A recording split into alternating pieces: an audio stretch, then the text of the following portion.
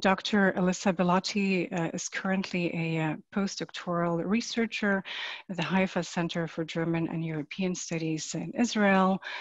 She's a historian of contemporary transnational politics and culture, and she has been interested in the entangled politics of East and West German youth culture during the late Cold War. Her next project will analyze the interactions between new empowered female identities and public health policies in Germany, the United Kingdom, and the United States. She completed her PhD last August under the direction of Donna Harsch at Carnegie Mellon University, and her research has been funded by the German Academic Exchange Service, DAAD. So without further ado, because I bet all of our viewers are interested in your lecture, Elissa, this morning, the floor is yours. Thank you so much, Akuna, for that introduction.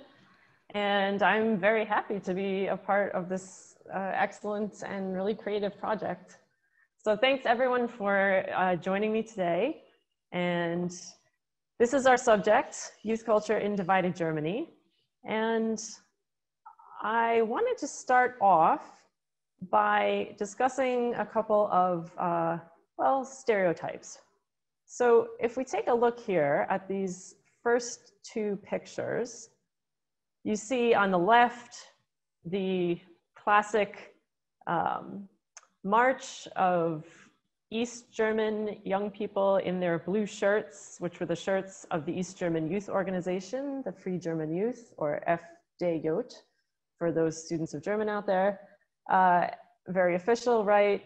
And contrasted with that, we have a picture of some West German young people from about the same time having a party on the beach.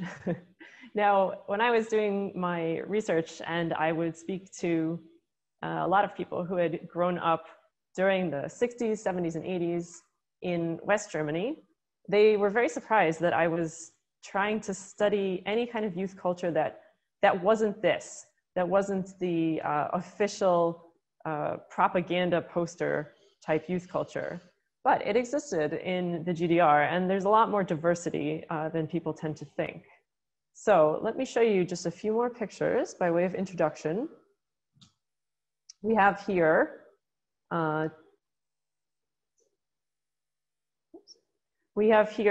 two pictures of nightclubs. So on the one hand, you have, well, I would actually ask those of you who are watching to try to guess, take a guess as to which one of these is from East Germany and which is from West Germany. You might have a clue already. You can probably tell these are both from only 3 years apart from one another. But this one here on the left is actually the preeminent youth cultural space in the GDR, which was the Palace of the Republic. And this was the nightclub offering in the Palace of the Republic. So this was sort of the best in terms of dances that were meant for young people.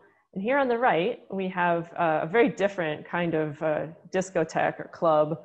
And this is a really big modern dance club that fits thousands of people in one night. And it's in Hamburg. And so when you compare like the commercial West German approach to dancing and going out, going clubbing, and the much more interesting East German approach here, you can see some differences. And I'd like to show you these two as well. So we have here two pictures of performers, and hopefully at this point it's getting a little bit harder to tell, maybe at first glance, which picture here is from East Germany and which picture is from West Germany. This on the left here are again the East Germans, and these are the Pudis, which were a very popular rock band in the 70s, talented musicians, and they could be rock stars in the West as well. You know, they have the hair, jeans, electric guitars. And on the right here, we have one just for contrast. This is, again, about the same time, a concert given in West Germany. This is Bob Dylan, and this is Eric Clapton on the left. And finally, we have some pictures of subcultural youths, in this case, punks. And at this point, we're talking about the 1980s now, getting towards the end of the period in which the GDR existed, which is East Germany existed. And it's become very difficult, I would say, to tell which one of these pictures is from East Germany, which is from West Germany. So you see that there is a certain convergence, certainly in styles, that happens.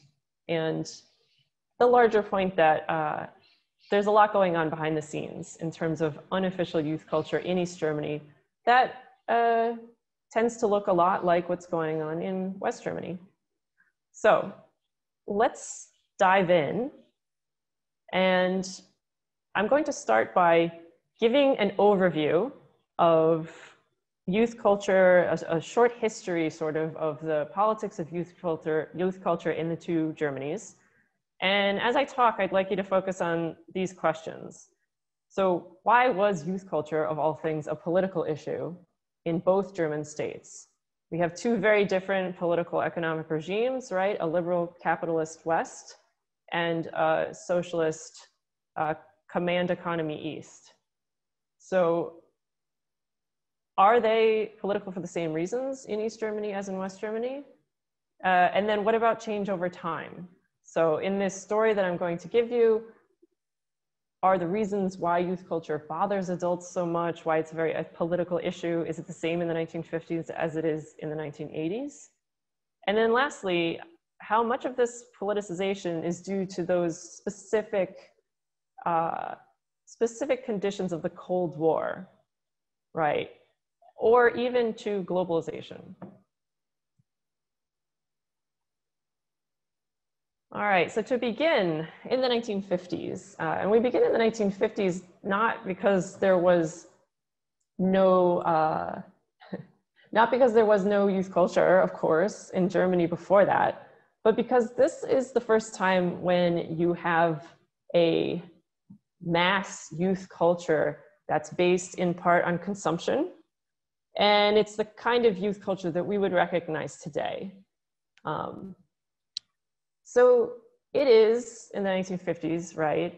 Certainly in West Germany, we have the economic miracle going on. It is a new age of mass culture and mass consumerism. And for the first time, really, young adults have money and they have some more time than they used to as well. But because they have money, they now constitute a market. So, and this is going on in the United States, in the UK, in France as well, right?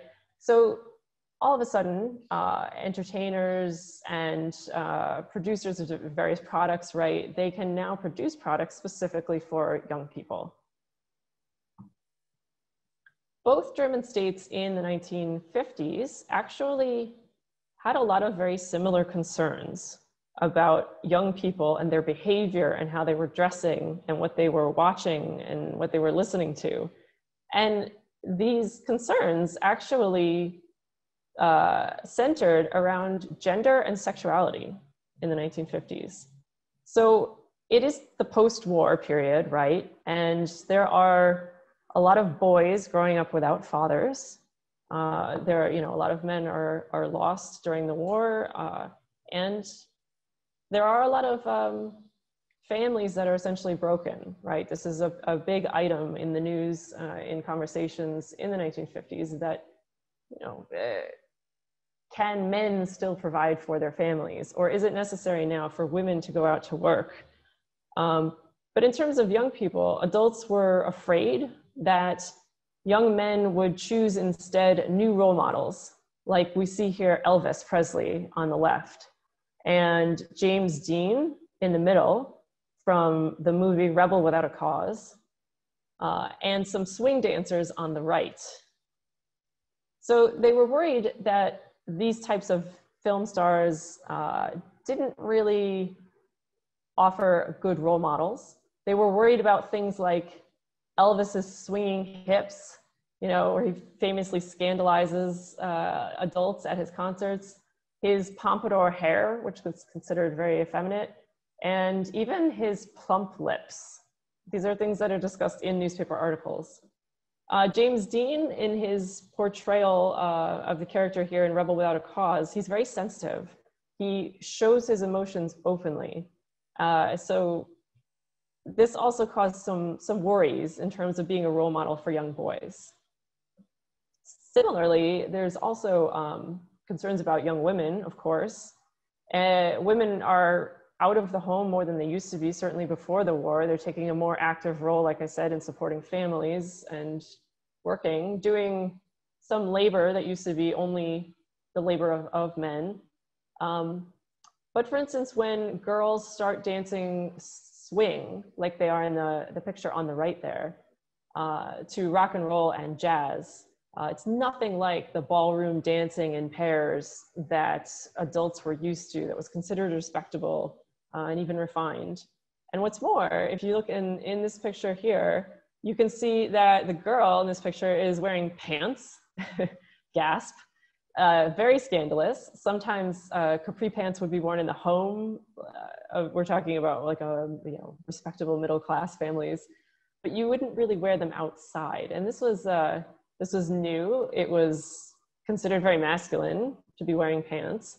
And a lot of adults worried that women were becoming, and young women especially, becoming too assertive and overly sexualized. They actually started using the word teenager in English to describe this type of almost aggressive young woman. Now, in these three pictures, you'll notice that these images are all of cultural phenomena that originate in the United States, and that's not really an accident.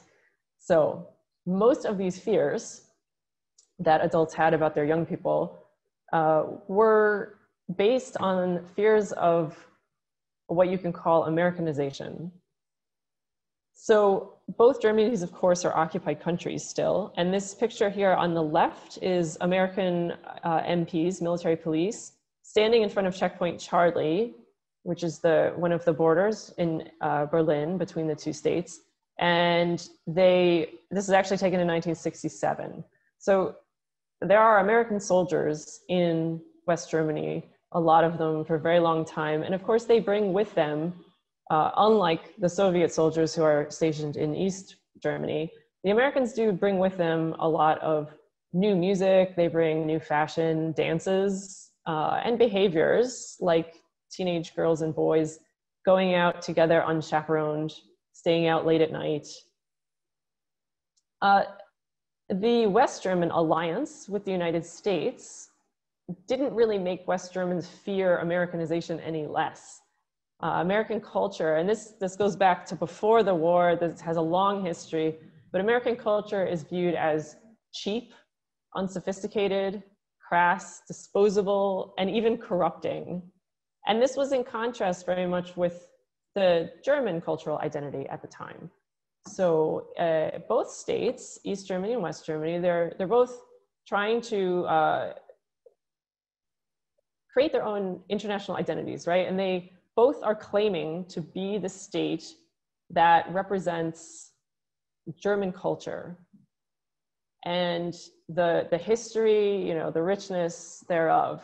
And so they both really want to portray things like the history of classical music, literature, philosophy, these things that German culture is really known for. This is the exact opposite, of course, of how they're viewing American mass culture, which is disposable, problematic.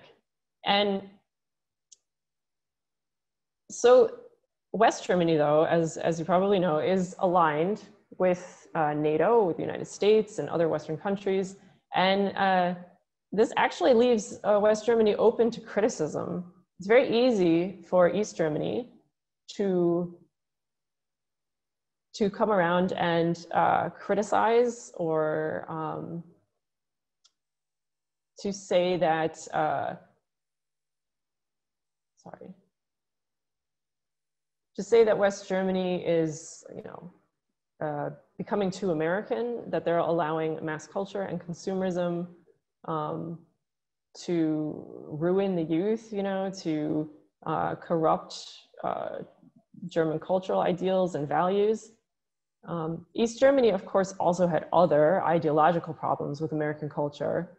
So the most visible aspect of this was that all of these new products, things like music and films, but adventure stories, we're talking about Westerns, comic books, even tight pants for men and hair pomade, it's like a hair gel product.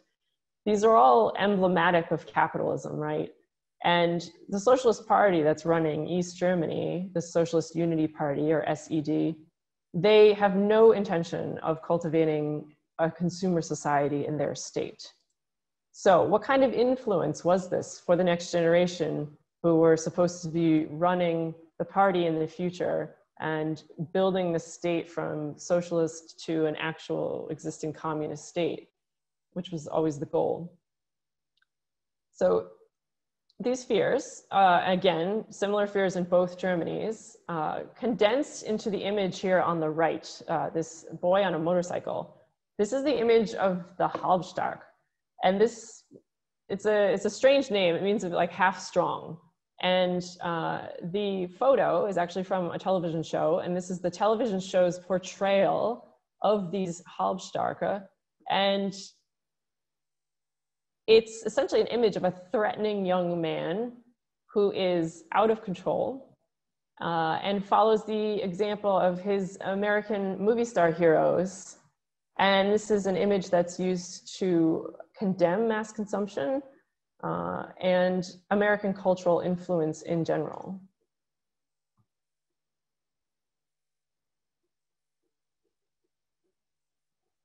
Okay, so still in the 1950s, it wasn't just the Halbstarke. They were the image of this rebellious new youth, but it was also just average people and middle-class children who were acting out in new ways that made adults very uncomfortable.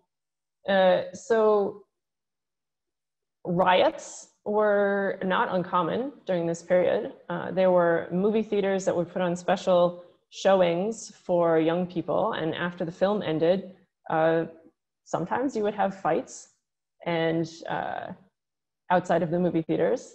And there's also other types of behavior. So we have here two pictures, one showing Rolling Stones concert. And this is when the Stones are arriving, these are their fans, right? So in typical rock and roll fashion, right? Where you would have young girls who are screaming when their idols come on stage or when they see them. Adults viewed this as, like I said, very aggressive and overly sexual. Then a little bit later, actually in 1965, these Rolling Stones played a concert at, there's a venue in West Berlin called the Waldbühne, which is a sort of half open air theater. It's very large. And during the concert, the audience completely rioted. They stormed the stage, they uprooted and destroyed the benches, they fought with police. One of them even apparently assaulted a police horse.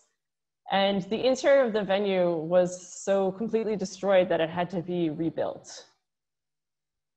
And this is a huge embarrassment for all sorts of incidents like this, is huge embarrassments for West Germany. Of course, East German newspapers jump at the chance to criticize the Federal Republic, West Germany, saying that these unruly, disrespectful teens was what you got from capitalism and cheap American mass culture. So in this inter-German ideological battle that was going on as part of the Cold War, these were serious allegations. But West German youth sociologists and psychologists, they already had come up with an effective answer to this criticism. What they did was argue that these riots aren't really anything to do with capitalism per se. Instead, they argued that in the modern world, young people needed to experiment. They need to find themselves, and they need to blow off a little bit of steam. So not only was this kind of youthful rebellion to be expected, but it was also to be considered healthy. And then by extension, of course, if there are no riots in East Germany, then their young people are unhealthy somehow, right? So youth rebellion and the new mass consumer youth culture that accompanied it was therefore not really a political or an ideological issue, but purely a developmental one, and one that would pass with time. So this is a very clever move in terms of the Cold War ideological battle. All right. As we move into the early 60s, a couple of things I should point out. So first we have here on the left, this is a theater that was on Kurfürstendamm, which is a large commercial street in West Berlin. There were a lot of theaters that were built specifically along the border between East and West Berlin. And as I said earlier, they would have showings that were special just for young people with discounted prices. And a lot of East Germans of all ages, but especially young people, would come across the border to do a little shopping and see American films.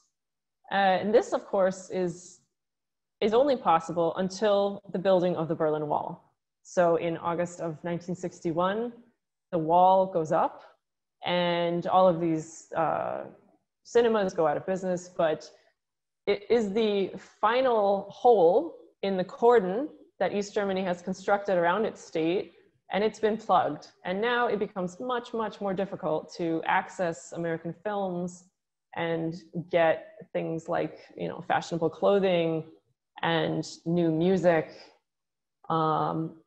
even things like instruments. So this is a major watershed for youth culture, as it was for all of East German society, really. There was even one of the stranger operations that was carried out by the East German Youth Organization, the FDJ. They actually tried to convince everyone in East Berlin to take the antennae on the top of their roofs and to dismantle them. You could tell by the shape which ones were getting signal from the West and which ones were for East German television. But a lot of times people just refused to take their antennae down. And so FDJ members in some cases actually ended up climbing up to the roof and cutting off the antenna to stop people watching television. Because whereas the wall could stop people and products, it can't stop television and radio, of course.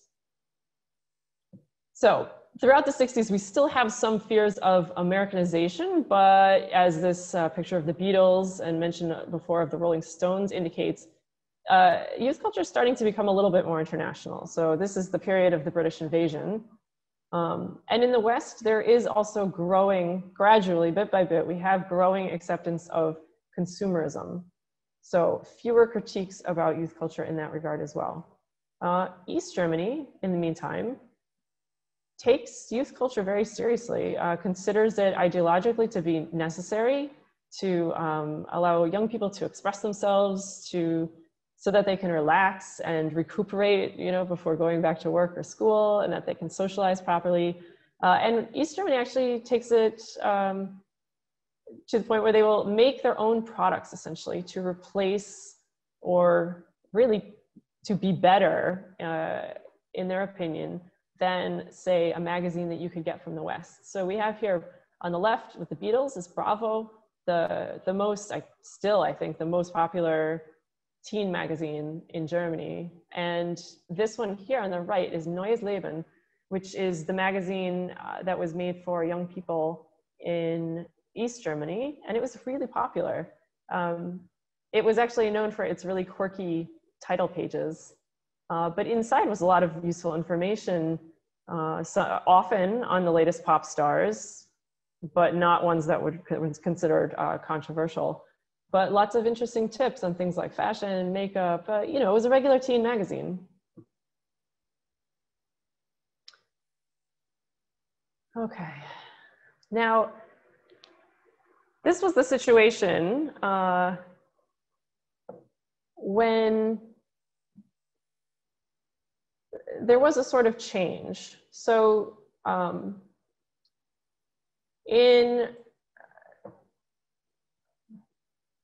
the late 1960s, we do have a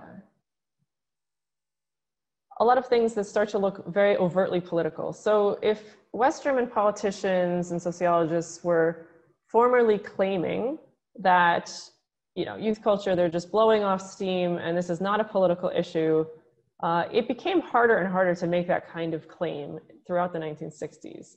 So this is, of course, we have hippies in Germany, just as we did in San Francisco, often called Gammler rather than hippies. There was widespread opposition against the Vietnam War, and the love, not war mentality also spreading.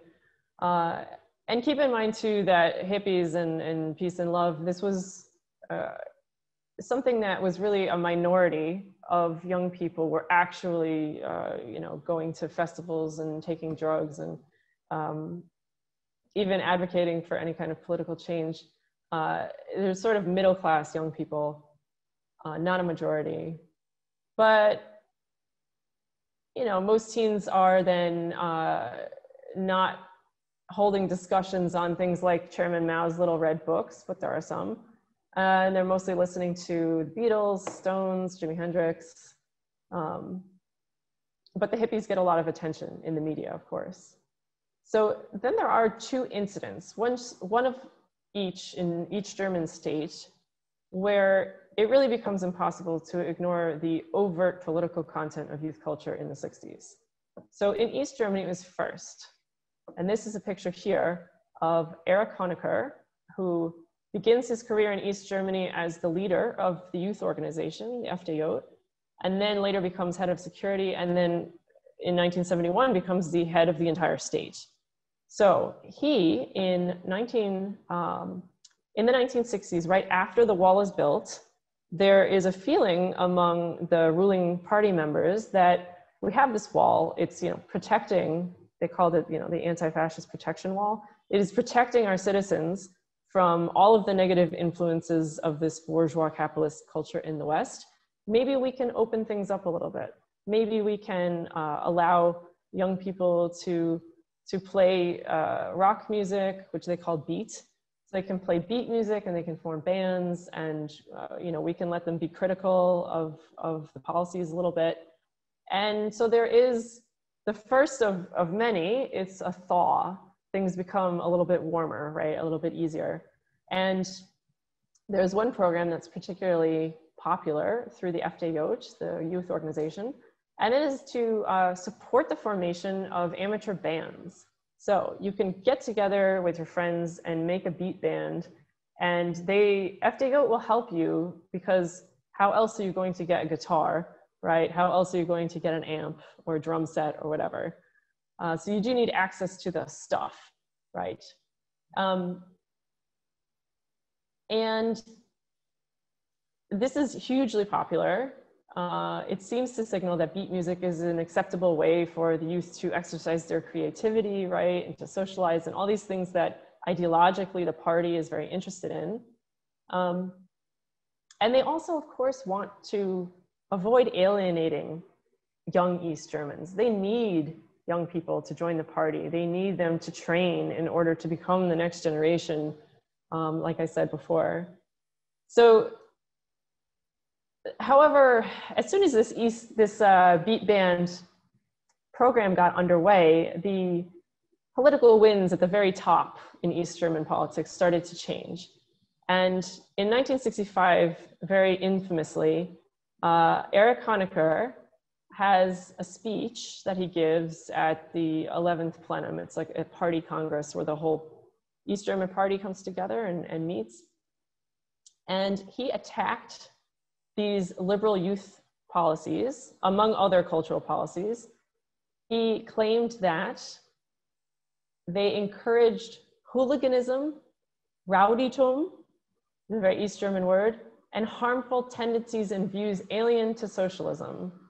And then he recommended that the Ministry of the Interior take the necessary measures to send members of such groups, bums and the like, to labor camps. So this was just after that Rolling Stones concert riot that I mentioned before in West Berlin. And having that in the news was like handing a gift to Erich Honecker on a silver platter. But this signaled the opposite of the thaw, which was the freeze. And so in 1965, we now have much, much more restriction. There's actually an incident where all of these amateur bands that were supposed to play in Leipzig, the event is canceled, but people show up anyway, and there's a clash with the police, and over 200 teenagers were arrested just for trying to go and see some bands play their music. In the West, the watershed incident took place 2 years later. And this was when the Shah of Iran visited West Berlin. This is in June of 1967. And the Shah is greeted with massive demonstrations against him. Also, there are some demonstrators for him. And these two groups, they end up clashing, and the police get involved. And in the middle of this is a West German student, a university student named Benno Ohnesorg, and he ends up being shot by a West German police officer, and he dies. He dies before he can even make it to the hospital. This was the first political demonstration that he had ever attended, and at home was his new wife pregnant with their first child. This just outrages university students across West Germany. There had already been a sort of political movement, right? A critique of politics and of the older generation.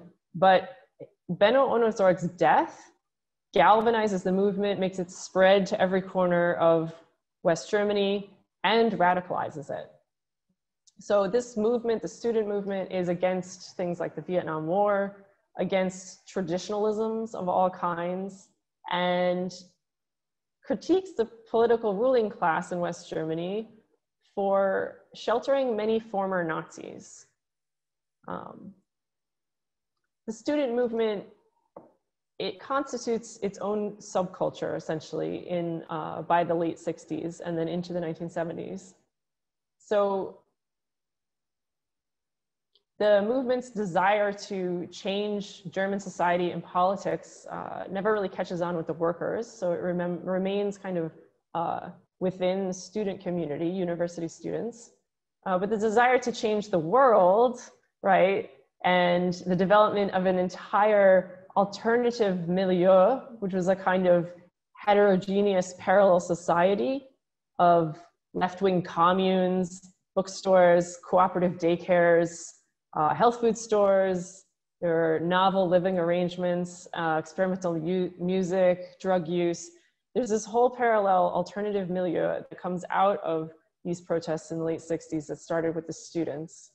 And over time, it takes maybe 30 years, but a lot of their ideas do make their way into the broader German society, right? Sort of different values, acceptance of non-nuclear families, things like that.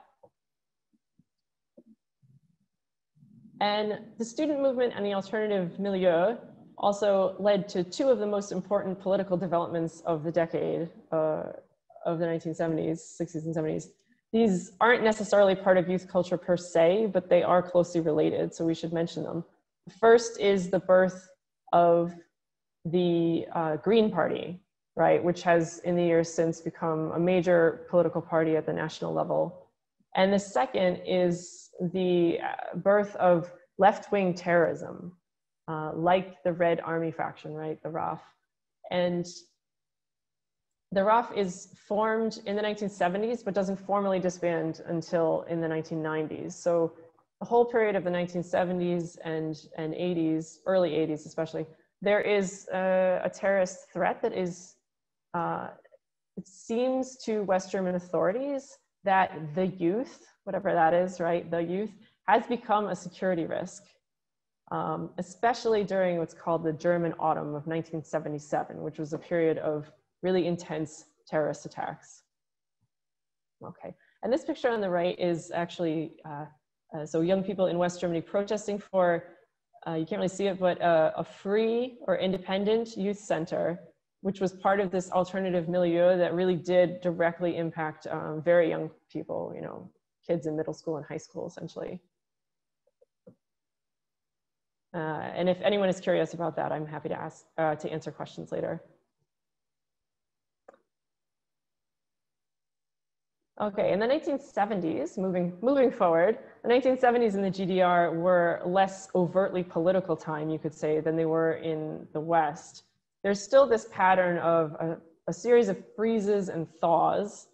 Erich Honecker, the one I was talking about before in that picture, he comes to the head of the ruling party in 1971, and there's another thaw. This is actually the moment when some of the most beloved East German rock bands are founded during this time. However, again, by the mid-70s, the East German authorities are once again cracking down on song lyrics that they consider overly critical of the government, or preventing dissident musicians and poems from performing.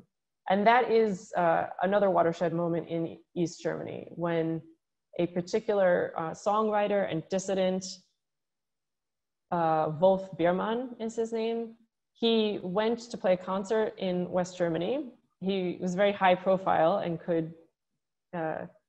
was sort of, you know, welcomed into West Germany. And in any case, he tries to come back from the concert, and the authorities in East Germany just don't let him in.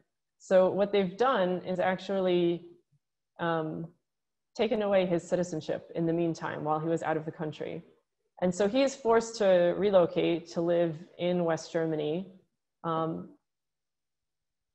this was because he was too critical, too popular. I'm simplifying a lot here, but this really signals to young people that even if there is a thaw, even if they are allowed to do the kinds of things that they want in terms of youth culture, that they will, that it will always end, right? That it will never be permanent. So a lot of teens and young adults, they take up instead a different approach. So if you see this picture on the left here, this is the typical outfit of the Blueskunden. And this is the GDR's first unique subculture that grows up in East Germany in the 1970s. And what you have here is people who will throw on a jacket like this, which serves as both your rain jacket, your warm piece of clothing, and your sleeping bag. And you hitchhike. So you hitchhike around the GDR. Sometimes you could hitchhike into Poland, go to Warsaw, or Hungary, go to Budapest. And you would visit various outdoor concerts that were being held around the country. And this was a really interesting subculture. It creates networks, right, of people who live all over the GDR. And this was an interesting outfit too, because both men and women wear it. It's very practical, right? So you have this jacket, which is actually NATO Army surplus jacket. So they were called NATO jackets. Jeans from the West, right? So preferably Levi's. And these are leather climbing shoes. So they're the kind of shoe you would use to climb, but they were considered just general athletic shoes. So the purpose of this was to get a little taste of freedom, right? To be out on the open road. A lot of them were reading Jack Kerouac's Unterwegs. What is it in English? I forgot. It's just called On the Road. And they value things like originality, authenticity, movement, and that feeling of freedom, which is really the opposite of the kind of values that the socialist state is trying to instill into its young people through education and through all of the activities of the FDJ, of the youth organization. And this other picture too, I just want to mention that youth culture is starting to become truly international. Not only is it spreading to new countries, but Western artists, they're looking to the East. They're looking to South Asia and to East Asia for inspiration for their music. And this is the Beatles when in 1968, they spent most of the year in India with their guru here, exploring spiritual questions, learning to meditate. And I believe George learned to play the zither and then recorded an album with it.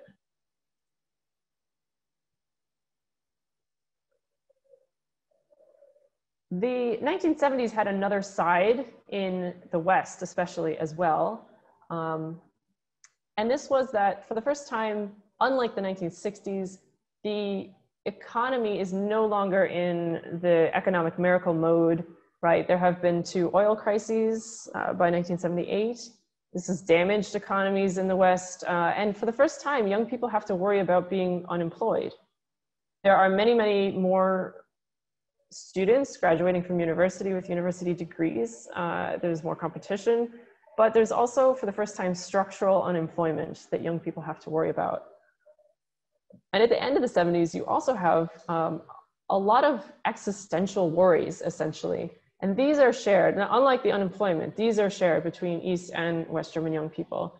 So there's a lot of concern about the environment, right? It's becoming very obvious that the environment around your house and your community is being degraded. And also, you have a lot of protests, like in the picture here, where it's, nuclear power, no thank you. And these were protests against nuclear power plants, but also against NATO stationing nuclear missiles in Central Europe. So this would make Central Europe a target, right, for Soviet missiles. And it becomes very, very tense, what's called the NATO double track decision. And massive protests were seen in the West, not just among young people, but of course, young people are worried about the future, and they are supposed to represent the future in a way, and this gives them a little bit of rhetorical currency.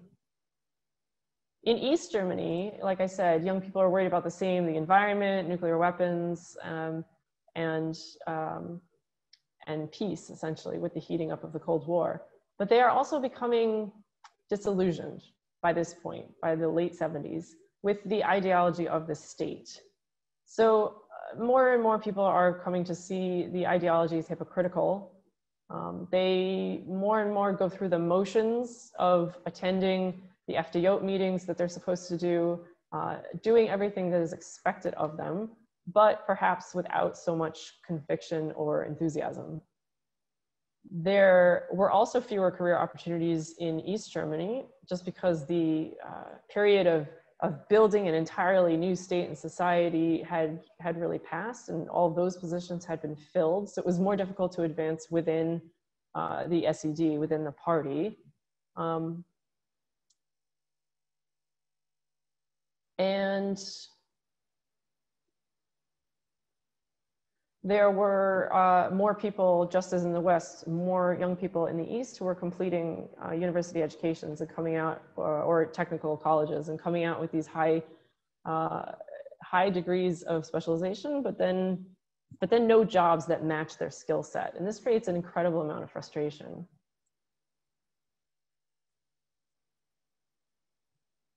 And then in the 1980s, we have this really interesting phenomenon where in this period of uncertainty, of disillusionment, of just discontentment, but we have then this explosion, really, of youth subcultures. So 1978 about is when punk comes to Germany, first to West Germany and then to East. And after that, there is just an incredible array of styles and music and attitudes and all of it that happens, real proliferation during the 1980s. So this is a trend that had certainly started during the 1970s. So if you think back to the 50s, everyone's listening to rock and roll. The early 60s, most everybody's listening to the Beatles. But then in the 70s, you start to have this real diversity, right? Where there's different types of rock music and different types of clothing that go with the different types of, with the genres. This diversification really explodes in the 1980s though. And young people use this as an opportunity to kind of shop around, right? So you would very easily see, you know, a young kid who decides that he's going to hang out with this group of punks, and maybe a few months later, he doesn't really enjoy it that much, so he switches over and tries another group that he knows who happen to be non-racist skinheads, right? And you could really try on these new identities, you know, put them on for a while, take them off. And this is really relatively new.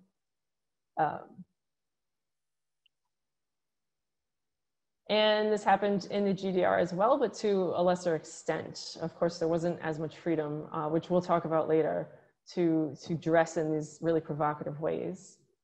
The diversity of youth cultures, of course, continues to today, but I don't think it's quite as visible as it was in the 80s because so much of it is online.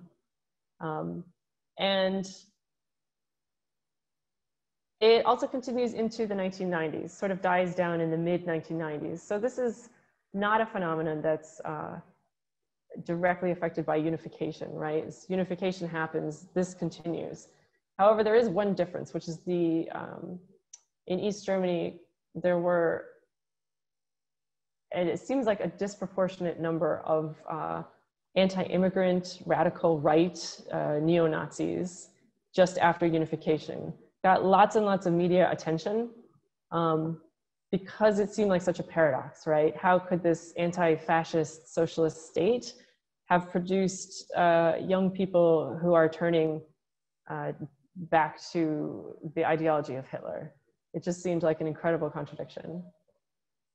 But I'm going to just end this tour of youth culture in the two Germanys by showing a few more pictures. So here, these are just like a rundown of the subcultures, and we'll come back to these. So we have punk, we have heavy metal, it's an Iron Maiden concert. We have hip hoppers who would break dance. We have, unfortunately, right, neo-Nazi activity.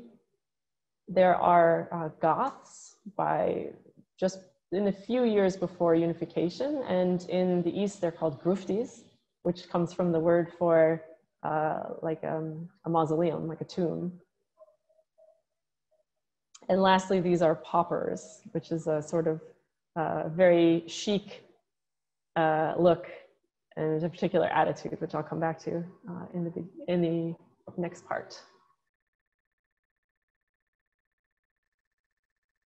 The first question is from Ingrid Ambritz. Did other cultures ever influence German youth culture as they did in the US? For example, Black youth music influencing what would later become rock and roll with Elvis Presley. Are there any sub-movements of youth culture led by German Turkish in the West or the German Vietnamese in the East? Great question. I'm very happy that you asked it. So yes, the racial issue in the 1950s with Elvis and the origins of rock and roll was a huge problem. And that, along with the fears of Americanization and these weird gender and sexuality norms, a lot of pundits, right, a lot of politicians would talk about how this music was also not appropriate for young people because it came from Black people. So there is a lot of racism, and the Nazi indoctrination, 12 years of Nazi leadership, it doesn't go away overnight. And so in the 50s, this is the race issue is very much part of it. In terms of Turkish youth, this is something that is actually just beginning to be studied. There is not a huge amount of literature on it yet, but my understanding is that they're really involved in hip hop. So hip hop, again, it's music from the Bronx. It's originally Black music, right? And you get like here, a lot of German young people who emulate this type of breakdancing and rapping and spraying, they call, with graffiti.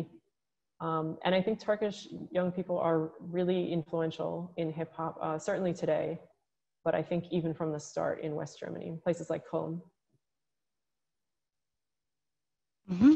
And the other question also in the chat, so it's anonymer Zuschauer. I was about to ask about the experience of Germans with immigration backgrounds, so Turkish, Vietnamese, Namibian, if you could talk a little bit about that. In East Germany? It's not specified, but perhaps that would be interesting. And maybe, Alyssa, you can also tie that to your future research, what you're working on for the coming time. Sure. So the immigrant experience in East Germany was difficult. It could be. So it was very difficult to integrate into the rest of East German society. And sometimes that was actually because of the policies of the home country. And that was true for a lot of Vietnamese. So if they came to East Germany to study, they often were kept segregated. But this was something that their own government back home wanted. They wanted to actually protect them from the Western cultural influences that would inevitably come over through the airwaves, right? Which in Vietnam, it was very easy to do. You know, you just don't allow it past the border. But in the Germany's, the situation technologically is very different. I also believe, although I know less about it, that that Namibian, again, mostly students, I think a lot of them were medical students too, that they had a difficult time integrating. There was no pressure from the home government not to integrate, but there also wasn't a lot of support necessarily for them while they were studying in East Germany. And this is an area where, again, a lot of new research is going on and is being done. And I think there's a lot of good work to be done also with official GDR youth policy, because they would often do these campaigns like the letter writing campaign for Angela Davis, where the official policy, it aligns with socialist ideology, but it also is a way to kind of, you know, borrow legitimacy perhaps from the Black civil rights movement in the United States, or in other circumstances from anti-colonial movements in, you know, outside of the Western world.